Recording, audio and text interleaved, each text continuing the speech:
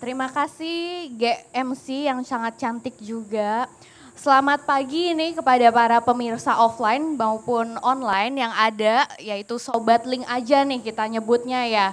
Mungkin saya perkenalkan dulu, saya Luciana Dita atau biasa dipanggil Lulu yang akan menemani para pemirsa sekalian yang hadir offline maupun online di sini untuk memoderasi acara pada pagi hari ini.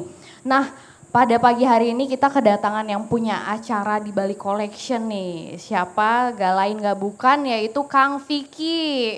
Mungkin bisa tepuk tangannya nih. Ya, Kang Vicky itu bagus, Vicky Cikarasatari, akrab disapa Kang Vicky. Kumaha damang Kang Vicky? Alhamdulillah Pangestu. Ini padahal di Bali ya kita gitu. Nah Kang Vicky ini sebagai staf khusus Menteri Koperasi dan UMKM, bidang pemberdayaan ekonomi kreatif dan juga sebagai komisaris PT Angkasa Pura II dan Ketua Umum Indonesia Creative Cities Network dan juga dosen Fakultas Ekonomi dan Bisnis Universitas Pajajaran. Luar biasa banget ya prestasinya Kang Vicky ini. Nggak salah nih kita milih Kang Vicky untuk pada pagi hari ini. Nah yang kedua ada juga sebagai Chief Marketing Officer kita dari Link Aja, Kang Randy juga nih dari Bandung juga. Cimahi, oke. Selamat pagi Kang Randy. Pagi. Mau motonya dulu nggak nih? Link aja. Gas, gas, gas. Iya itu moto. Oke, nah pada pagi hari ini kita karena kedatangan Kang Vicky sebagai staf khusus Kementerian Koperasi dan UKM gitu. Jadi kita akan membicarakan tentang transformasi digital pada UMKM gitu. Nah Kang Vicky nih di situasi pandemi dalam beberapa tahun kebelakang ini kan tentunya banyak mendorong adopsi teknologi di kalangan masyarakat. Nah menurut Kang Vicky ini bagaimana sih pertumbuhan UMKM ini selama masa pandemi dan sekarang gitu sampai sekarang gitu. Ya pertama-tama terima kasih. Bu ini juga sebetulnya Bandung, ini Kang Randy juga Cimahi. Jadi kami sudah bersepakat untuk membentuk forum ya Sunda Expire bahasanya gitu. Orang expired. Jadi karena sudah di Jakarta kan gitu. Baik, terima kasih. Assalamualaikum warahmatullahi wabarakatuh. Om Swastiastu. Jadi bicara pertumbuhan digitalisasi di masyarakat khususnya UMKM ya, Teh Lulu ya. Jadi sebetulnya luar biasa karena pandemi mengajarkan kita mau gak mau memang harus hijrah ke digital. Kenapa? Karena banyak pembatasan mobilitas masyarakat, ada PSBB, PPKM dan data dari Kominfo tahun 2019 awal, 2020 awal itu mencatat baru sekitar 8 juta aja UMKM onboarding di ekosistem digital. Nah, pertumbuhannya luar biasa, ini juga berkat dari Link aja teman-teman platform digital, tech company dan khususnya pemerintah. Kita juga membuat gerakan nasional Bangga Buatan Indonesia yang tujuannya sebetulnya untuk mengonboardingkan pelaku UMKM ke ekosistem digital, Kang Randy ya. Nah, data dari IDEA, Asosiasi E-commerce Indonesia di bulan Agustus lalu ini sudah mengembirakan 20,2 juta. Awalnya 8 juta, jadi ada pandemi ini. Jadi sebetulnya itu, tapi dan juga tentunya seperti kita ketahui Presiden Bapak Joko Widodo sudah menargetkan jumlah UMKM yang onboarding di digital ini di tahun 2024 adalah 30 juta pelaku UMKM. Nah, target Presiden ini diturunkan oleh Pak Menteri, Pak Teten Mas Duki untuk mengidentifikasi selain rute jalan, strategi approach-nya gitu ya, tapi juga ingin memastikan bahwa 30 juta pelaku UMKM yang onboarding ini juga hadir dengan akselerasi nilai ekonominya. Harus ada lompatan juga kan begitu. Jadi jangan sampai onboarding dicatat udah gitu selesai. Tapi yang paling penting kan adalah nilai transaksi ekonominya. Nah, 30 juta itu kemudian diturunkanlah menjadi target-target, menjadi fokus kelompok prioritas yang kita ingin engage dan ini juga sejalan ya sebetulnya dengan masyarakat. Terakhir menjawab pertanyaan pertama Teh Lulu sebetulnya kita juga bertanya ketika bicara si lompatan UMKM yang onboarding di ekosistem digital atau platform online ini sebetulnya gimana pasarnya. Nah ini menggembirakan, data Bank Indonesia sebetulnya yang 2020 mencatat ada sekitar 700 juta transaksi di e-commerce. Ini di 2021 menjadi 1,2 miliar transaksi. Dan 56%-nya datanya juga adalah yang konsumen baru di ekosistem digital ini adalah berasal dari suburban atau di luar Jawa. Artinya pemerataan ekonomi dengan akses digital ini sudah mulai berasa dan sekali lagi ini membangun optimisme bahwa ketika kita masukkan UKM di meja yang sama, ini kue ekonominya juga membesar. Jadi itu yang kita harap tumbuh pelaku UKM-nya masuknya lebih banyak, pasarnya juga lebih besar lagi tumbuh. Mungkin itu Teh Lulu. Siap. Nah tadi dibilang bahwa ada peningkatan 153% gitu ya Kang. Nah di antara 153% itu kan udah masif sebenarnya. Tapi ada nggak sih Kang tantangannya untuk kesiapan UKM ini menuju go digital gitu? Sampai akhirnya udah pecah telur lah istilahnya berapa miliar itu. Iya, tantangan berikutnya adalah keberlanjutannya. Jadi data kami di Kemenkop UKM bekerja sama dengan salah satu platform e-commerce, kita survei, kita kaji terus nih setiap perkembangan data yang kita dapat. Ini success rate untuk UKM Go Digital khususnya masuk ke e-commerce itu hanya 4%. Jadi dari 1000 yang kita dampingi, hanya 400 yang berhasil buka akun, dari 400 hanya 40 yang berhasil transaksi pertama.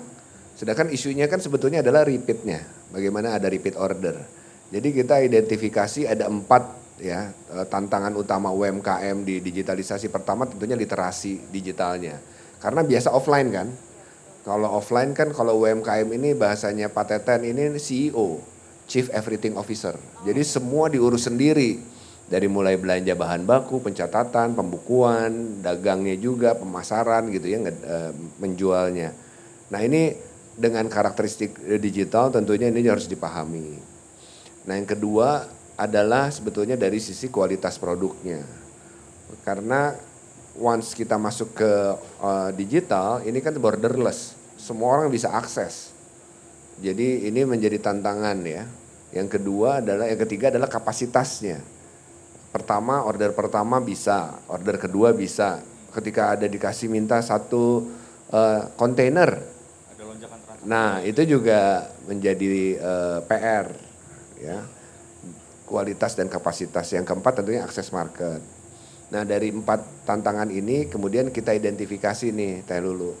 Bahwa kalau mau identifikasi problem atau kendala UMKM ke digital, kita harus tahu sebetulnya aktivitas apa yang kita bisa definisikan ini adalah digitalisasi UMKM. Karena bicara digitalisasi ini ada 2 isu yang sebetulnya berbeda sekali. Yang pertama adalah tadi digitalisasi UMKM. Digitalisasi UMKM adalah menghijrahkan existing UMKM ke ekosistem digital online. Which is 264 juta pelaku UMKM yang tadi 20,2 jutanya sudah masuk gitu ya. Yang 40 juta sekiannya ini harus didigitalkan. Tapi ada sisi yang kedua, yaitu bagaimana melahirkan UKM digital yang digital native, yang basisnya teknologi, yang memang startup digital kan ini berbeda nih PR dan tantangannya sebetulnya. Nah tadi yang kita masih bicarakan yang di pertama ya. Nah jadi ada 7 approach sebetulnya kita mendefinisikan UKM ini digital. Mudah-mudahan saya masih ingat semua nih. Yang pertama akses pasar pasti. Yang kedua adalah akses bahan baku. Yang ketiga adalah back office, jadi bisnis support, jadi POS, pembukuan digital dan seterusnya. Yang keempat itu adalah logistik. Yang kelima tentunya adalah kaitannya kapasitas kualitas. Yang terakhir sebetulnya adalah payment, digital financingnya, finance-nya itu jadi sehingga relevan.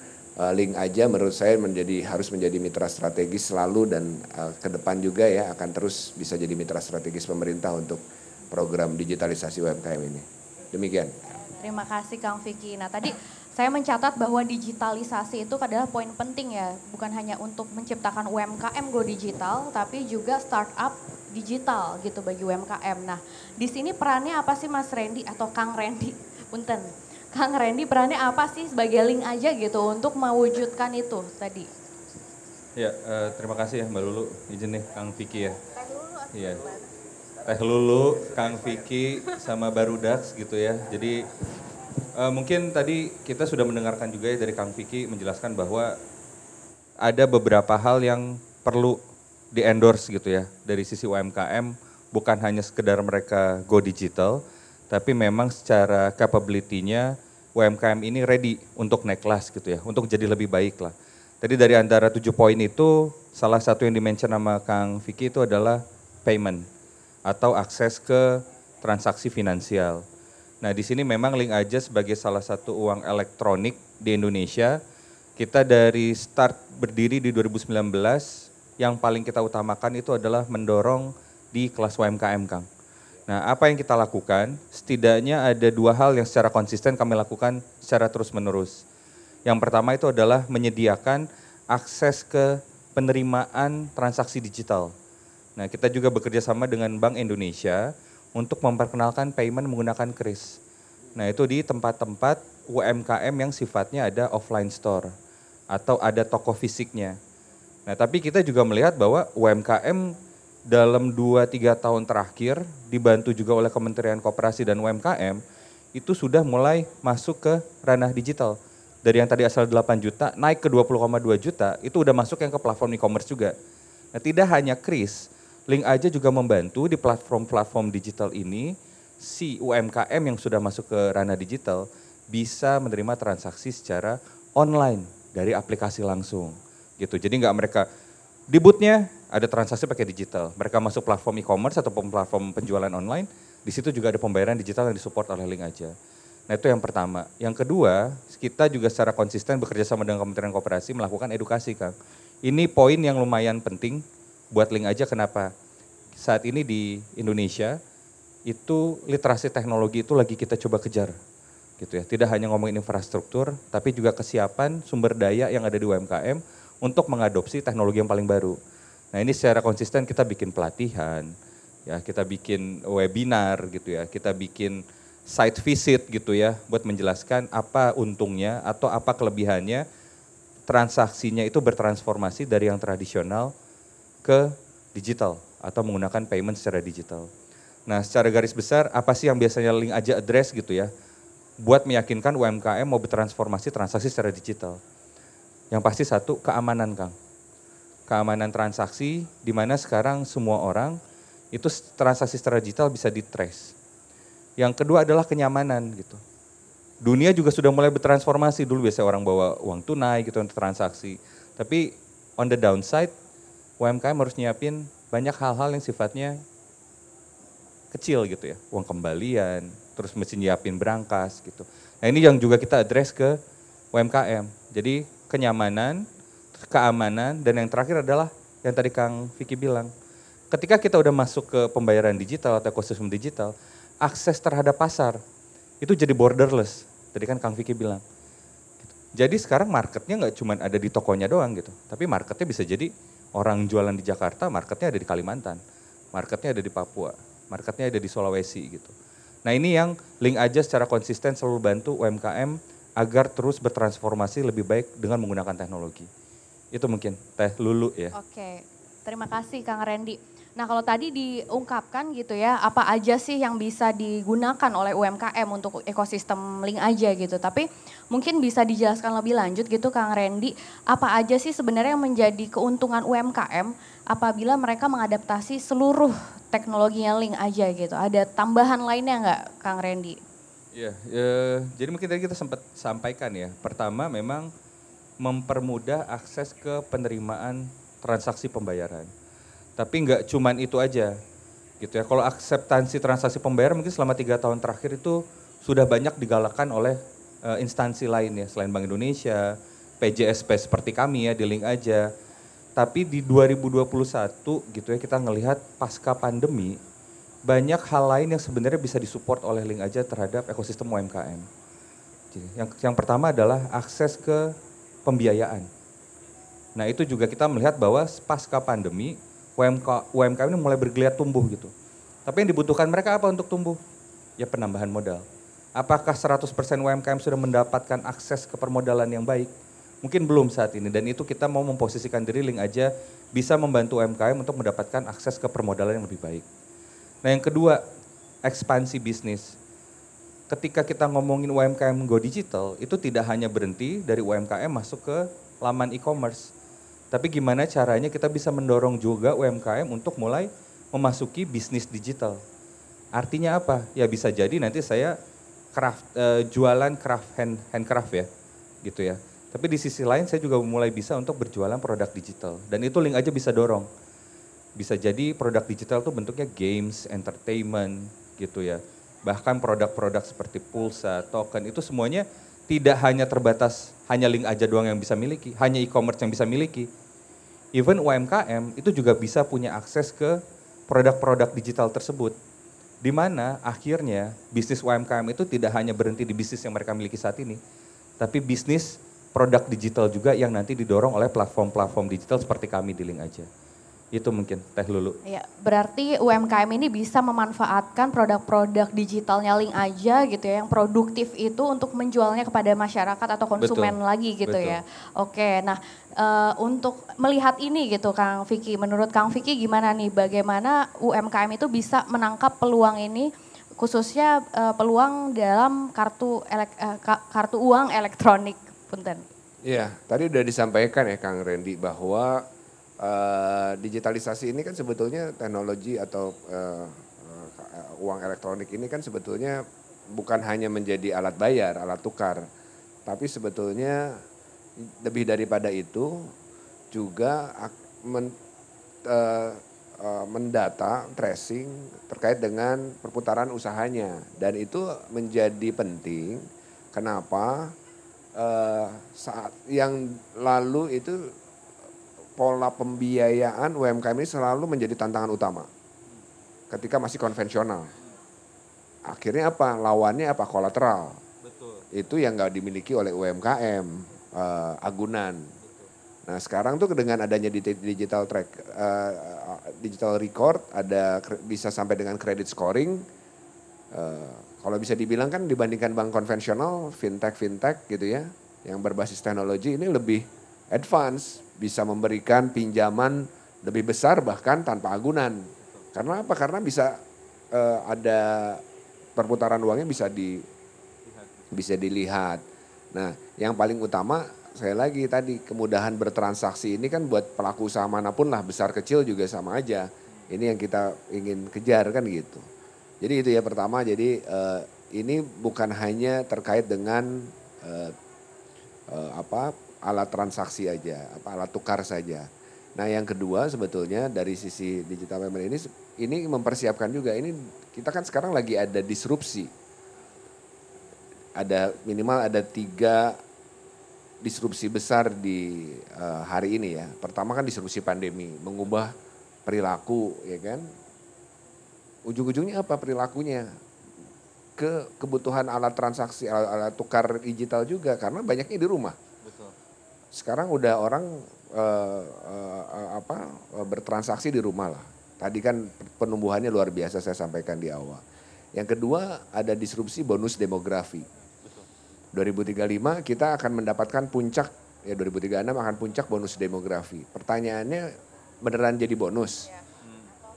Atau bahkan bencana kan gitu kalau kita nggak menyiapkan. Ada beberapa negara banyak yang gagal juga, Kang Randy kan, Brazil, beberapa negara Amerika Selatan gitu ya, yang gagal ya akhirnya sekarang udah ketinggalan, ekonominya morat-marit gitu. Nah kita harus siapkan adanya future job, future skill dan seterusnya. Yang anak muda ini basisnya digital. Yang pasti kalau mau UKM relevan dengan zaman, dengan demografi targetnya, yang adalah anak muda ya harus gak mau digital. Jadi 2 disrupsi ini udah membuktikan bahwa ya harus. Yang ketiga adalah disrupsi teknologinya itu sendiri, disrupsi digitalisasi ini. Kita kan udah ada di kemarin first wave digital disruption itu lebih ke e-commerce, ride hailing, ke food delivery. Kemudian kemarin sebenarnya hari ini hitungannya kita masih di second wave digital disruption. Ada food tech, agri-tech, ada edutech, insurtech, termasuk sebetulnya fintech gitu kan. Nah, tapi karena adanya disrupsi-disrupsi yang lain, sekarang ini udah masuk ke third wave katanya. Makanya di sisi yang lain kita kenal istilahnya Web 3.0 kan gitu. Isunya apa sih sebetulnya dari sisi disrupsi ketiga ini ataupun Web 3? Kan kata kuncinya cuma satu, desentralisasi. Decentralized economy, decentralized transaction. Segala macam ini kemudian ada di mana posisi si e-wallet atau si digital payment ini? Ya ada di semua elemen stakeholders dari ekosistem ekonominya kan. Jadi sebetulnya itu Teh Lulu. Jadi kalau mau dijawab ya itu emas. Ini mah sebuah keniscayaan aja, harus. Kalau nggak ikut ketinggalan. Nah di Kemenkop UKM kami sekarang udah punya PMO. Digitalisasi, isu digital UKM. Ada dua sisi ya, Project Management Office, seperti halnya juga Prakerja juga kan sebetulnya PMO. Jadi ini adalah memang yang eksekusi selain program. Jadi ada 4 fokus nih, selain internal ya konsolidasi integrasi data, yang kedua juga improvement, bagaimana akselerasi digitalisasi. Yang ketiga itu ada analisanya dan bagaimana strategi ini kemudian bisa terus dimoderasi ya dari setiap kementerian lembaga. Dan yang terakhir nih ada yang sebetulnya penting adalah bagaimana pemanfaatan teknologi atau kita sebutnya sebetulnya fokus ke tadi disrupsi ketiga dan Web 3. Jadi teman-teman link aja menurut saya juga harus menangkap bagaimana UKM-UKM atau dari nasabah ini bisa terhubung bukan hanya dengan produk-produk digital yang misalkan agen-agen, platform besar, bukan hanya jadi PPOB, apa sih kalau PPOB ya, dari jual listrik apa segala macam, tapi juga bisa membantu menjual produk digital isi UKM digital. Salah satunya apa? NFT misalnya. Hari ini kami di Kemenkop UKM sudah mendata kurang lebih ada 1.200-an stakeholders yang bergerak di isu Web3. Udah ada datanya di seluruh Indonesia yang kita terus kumpulkan. Karena kita ingin motret nih, transaksinya juga nggak main-main sebetulnya. Ada satu startup ya yang punya sebetulnya value trade-nya sampai dengan 1,2 triliun. Basisnya di mana? Kumpulnya mayoritas 70% di Bali. Di Bali hari ini sudah ada berapa ratus ribu digital nomad ya? 300 ribu, 200 ribu? Digital nomad itu udah ada transaksinya yang kita hitung per bulan 20 juta. Mereka punya transaksi spendingnya, expenditure-nya itu kurang lebih 560 miliar. Mereka lagi kumpul nih, lagi menyerang di sini nih. Gitu, teman-teman digital nomad. Kita ngobrol. Tapi poinnya adalah jangan lagi sampai potensi ekonomi digital Indonesia kan dicatat kemarin itu ada 460 triliun 2021. Sebelumnya di stated bahwa potensi di 2030 itu ada 4.500 triliun Teh Lulu. Tapi kemarin dikoreksi lagi sama si yang datanya ya si Temasek Google. Itu menjadi 5.600 triliun. Potensi ekonomi digital Indonesia. Pertanyaannya ini buat siapa? Apakah kayak kemarin lagi kita nonton jadi konsumen kan gitu. Kita jadi kita hanya punya akun. Tapi yang punya datanya kan ya kalau betul kalau bahasanya salah satu pemilik saham, pemilik sahamnya dari Link aja Mas Wisnu Tama kan sebetulnya kita ini lagi ada di wilayah penjajahan digital colonialism. Jadi dulu di VOC datang nyari rempah, Freeport diambilnya emas di Papua. Hari ini data, kan gitu. Nah ini yang sebetulnya juga kita penting menyiapkan. Jadi menurut saya ekosistem pelaku UKM digital di inisiatif Web3, di situ ada NFT, di situ ada blockchain, di situ ada ya kripto lagi kacau ya sekarang. Tapi poinnya adalah ini juga harus dilihat. Teman-teman link aja mungkin bisa potret ekosistem apa yang bisa nanti juga bisa adapt ya. Nggak tahu saya caranya bagaimana, tapi ini menjadi potensi ekonomi yang luar biasa sih. Tadi ya pertanyaannya 5.600 triliun di tahun 2030, 17 juta pekerjaan baru dengan 40 juta yang hilang. Ini kita harus siapkan sih sebenarnya. Ini yang juga jadi concern Kemenkop, makanya ada PMO itu tadi. Ya, mungkin ini poin bagus ya Kang ya, dengan PMO ini moga-moga juga jadi katalisator juga buat tidak hanya UMKM-nya yang dipersiapkan, tapi ada partisipasi aktif juga dari industri Kang ya. Kita nggak ngomongin cuman PJEP, tapi juga e-commerce, kita ngomongin juga buat persiapan yang Web3 industri gitu. Tapi yang mungkin hanya menambahkan sedikit ya Kang ya. Kita ngelihat potensinya besar, kita ngelihat kita juga harus bersiap gitu ya. Buat beberapa tahun yang akan datang bahwa kita siap. Tadi kita ngomongin bonus demografi, kita ngomong ada shifting industri dari tradisional ke digital. Kita ngomongin juga ada beberapa peluang pekerjaan baru yang most likely itu pasti kita ngomonginnya digital gitu. Nah tapi buat industri ini ya, kan Link aja mungkin salah satu bagian dari PJSP. Kita juga ngelihat ada industri e-commerce.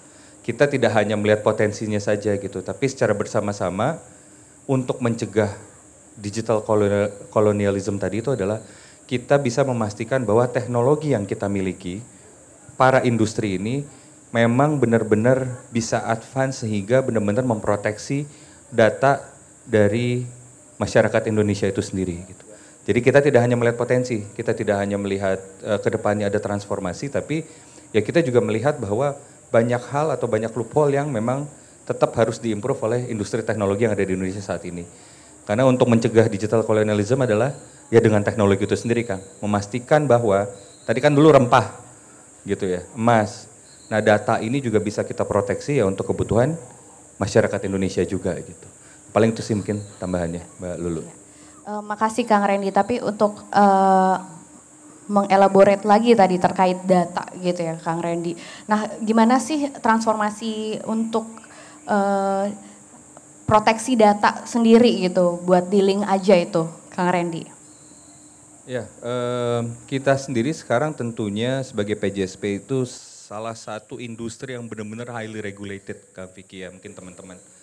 Jadi kita diawasi oleh Bank Indonesia, kita juga diawasi oleh beberapa regulator termasuk Kominfo. Nah ada beberapa standar keamanan yang diterapkan untuk bisa melakukan penyelenggaraan sistem uang elektronik gitu. ISO 27001, terus juga ada juga beberapa lisensi yang harus kita retain setiap tahunnya gitu. Jadi ada dari Bank Indonesia. Nah, itu dari sisi kami sebagai penyelenggara jasa uang elektronik. Tapi yang namanya memastikan improvement untuk penjagaan data konsumen itu juga dari konsumen itu sendiri. Kenapa? Kita terus mengedukasi nih Kang, jaga akun gitu ya, jaga kredensial akunmu gitu. Dan ini kita lakukan terus menerus secara konsisten. Sistem yang bagus, tapi ketika literasi digital yang masih kurang, itu tetap selalu ada loophole yang dimanfaatkan orang lain untuk melakukan pembobolan data. Nah makanya secara internal di Link aja kita juga terus improve gitu ya, dengan beberapa mendapatkan sertifikasi terkait dengan keamanan data dan juga audit reguler dari regulator. Tapi di sisi lain secara konsisten kita juga terus mengedukasi masyarakat. Nah masyarakatnya ada dua Kang, ada konsumen langsung, ada merchant juga. Nah merchant ini termasuk UMKM. Nah untuk terus menjaga atau improve gitu ya pengetahuan mereka tentang keamanan penjagaan akun mereka masing-masing. Nah karena tadi it takes two to tango, gak cuma Link aja, tapi dari sisi pemanfaatan atau pengguna layanan Link aja juga harus bisa memproteksi keamanan data pribadi masing-masing.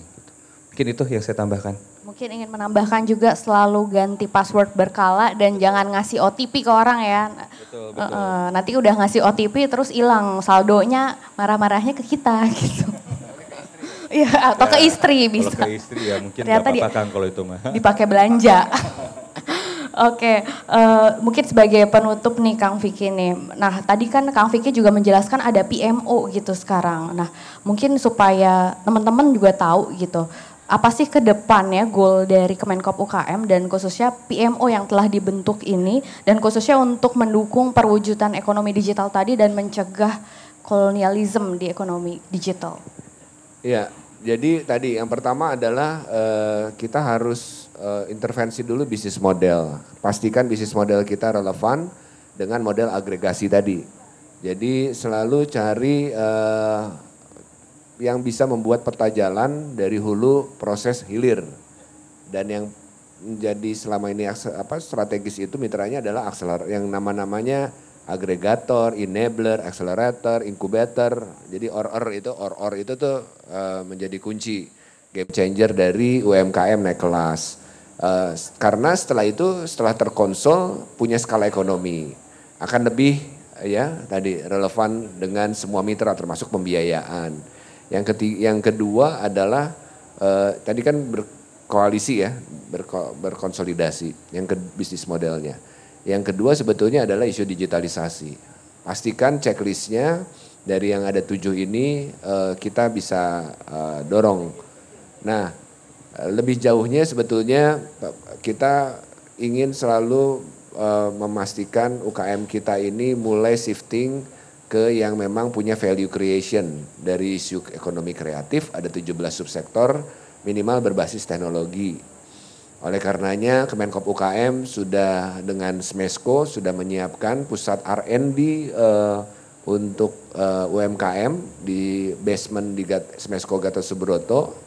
Itu ada namanya Smesco Labo, ada namanya Food Labs, ada Fashion Labs, ada Makerspace, ada studio konten. Jadi teman-teman UKM tinggal datang. Yang juga ada Smesco Garage, salah satunya beberapa inisiatif di Smesco Garage ini adalah men-shifting ya vehicle ke elektrik. Jadi isu EV juga kita dorong juga untuk tujuannya mendemokratisasi ini semua. Jadi itu yang kita lakukan termasuk tadi saya sampaikan inisiatif factory sharing, kita rumah produksi bersama kita dorong untuk memudahkan para pelaku UMKM berkonsolidasi dan nggak perlu satu-satu UKM ini invest di mesin gitu, produksi gitu.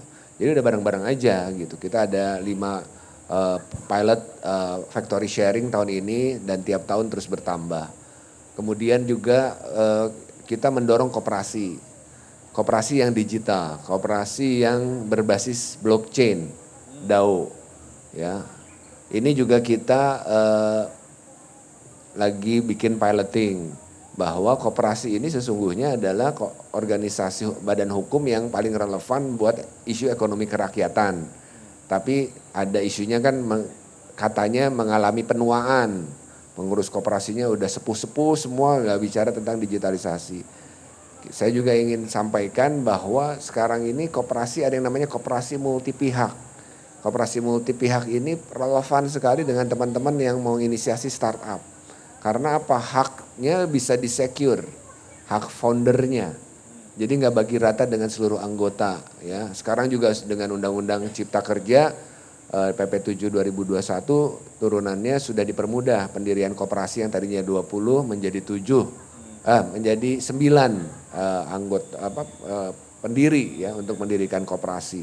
Jadi ini juga lagi dimodernisasi. Banyak teman-teman dari UMKM yang sudah mulai bikin nih koperasi. Karena apa? Ditambah lagi sekarang Kemenkop UKM kan punya BLU yang namanya LPDB, Lembaga Pengelola Dana Bergulir. Bisa mengakses pembiayaan dari koperasi melalui LPDB sampai dengan 200 miliar, bunganya 5-6%. Nah kemudian tadi beberapa programnya ya kalau Kemenkop, ya kita menyiapkan lah tadi Future SMEs. Nah hari ini kita ada di Bali Collection di tempat event yang namanya Future SMEs Village. Ya, Local Wisdom Global Sustainability ya kalau nggak salah. Ini potret sebetulnya Kang Randy Teh Lulu ya. Yang kita undang kan sebetulnya stakeholders bagaimana kita membayangkan UKM masa depan. Ada dengan Kemenhub ada electric vehicle center, terus kemudian produk-produknya ada wellness. Tadi kan juga ditanya komoditasnya apa? Wellness itu salah satu future SMEs. Ya termasuk fashion, tadi yang saya bilang ya food gitu, itu menjadi prioritas. Dan ini sebetulnya mengundang teman-teman juga yang ada di rumah ya, artinya atau yang dimanapun yang bukan yang dihadir fisik, ini bisa kepoin di akun Kemenkop UKM atau Smesco Indonesia terkait dengan event Future SMEs Village ini di Nusa Dua Bali Collection dari tanggal 10 sampai 19 November selama gelaran G20 ya sebagai side event. Itu mungkin teh lulu atur nuhun. Siap. Jadi untuk teman-teman UMKM nih yang baru merintis dan ingin berkembang lagi mungkin bisa ke rumah kreasi bersamanya Smesco juga ya tadi di lantai basementnya itu ya Kang. Oke. Nah sekarang Kang Randy untuk sebagai penutupnya juga nih, kira-kira tadi melihat peluang apa nih Kang Randy untuk link aja sendiri ya, ada Smesco Lab tadi dan PMO yang sudah dibuat gitu oleh teman-teman dari Kemenkop UKM. Ya, tadi kalau ngelihat paparan dari Kang Vicky ya, kayaknya udah cukup banyak hal yang diinisiasi sama Kementerian Koperasi dan tentunya link aja sebagai salah satu uang elektronik yang didukung oleh BUMN dan juga pemerintah. Kita tentunya akan fully support. Kalau bisa bahkan kita komit untuk jadi yang terdepan, jadi katalis ya PJSP ataupun uang elektronik untuk terlibat lebih jauh ke pengembangan UMKM. Nah kami juga tadi ya mendorong teman-teman yang ada di rumah ini buat yuk kita lihat lebih jauh apa sih sebenarnya program-program yang dikeluarkan oleh Kementerian Koperasi gitu ya. Tadi bisa lihat untuk Future SME Village, terus jadi ada juga Smesco Lab juga ya buat kolaborasi gitu ya. Dan kita harapkan tidak hanya link aja tapi masyarakat UMKM yang sekarang followersnya link aja gitu ya bisa turut serta ya partisipasi aktif untuk mendukung program-program yang tidak hanya link aja lakukan tapi juga dari Kementerian Koperasi. Nah paling dari saya sebagai penutup kita juga berharap ya kolaborasi ini tidak berhenti di Bali Kang gitu ya. Justru nanti ketika kita kembali gitu ya ke Jakarta lebih banyak kolaborasi yang kita bisa diskusikan. Tidak hanya sekedar dari sisi bisnis, tapi memang nanti impact-nya yang akan benar-benar kita cari untuk UMKM yang ada di Indonesia. Itu sih, Kang Vicky. Jadi mohon kerjasamanya dan kita harapkan ke depannya apa yang kita coba bahas hari ini ya, bisa kita realisasikan dan membawa UMKM kita naik kelas ke arah yang lebih baik lagi. Baik, hatur nuhun ini atas waktunya Kang Vicky dan Kang Randy. Semoga ini diskusinya membawa manfaat juga ya bagi teman-teman UKMKM dan juga pemirsa yang hadir offline maupun di online. Oke, bersama kita bisa berkolaborasi membangun bangsa, link aja apa-apa bisa. Terima kasih semuanya. Assalamualaikum warahmatullahi wabarakatuh. Terima kasih. Bisa di link aja.